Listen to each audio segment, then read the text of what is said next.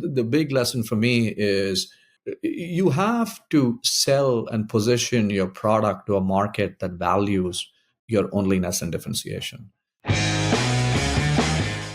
You've said before that failure is the feature, not the bug. Yep. Could you elaborate more on this philosophy, what that means to you in practice? Every time we go here, people reverse engineer wisdom into anything in their lives, right? They can go and say if they're successful here, they go back and say, oh, all these great things happen. But a lot of times, as we know, right, we learn more from, where we did mistakes and where we kind of, did not follow. The path wasn't as rosy as what you think it is.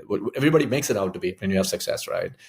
And so that's what I kind of looked at it. The best lessons for me, my second business school was, right, all these startup failures that I had professionally.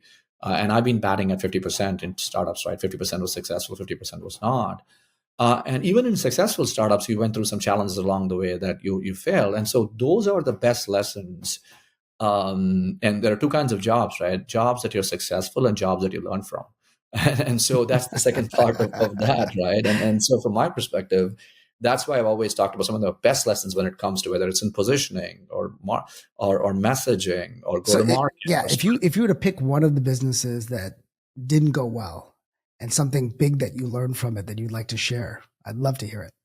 Yeah, I think like for example, I'll talk about a business that actually didn't go well in the first half and went reasonably well in the second, pretty well in the second half. This was a company called Chandar. I spent quite a few years in it. It was the first appliance company in the middleware space, right?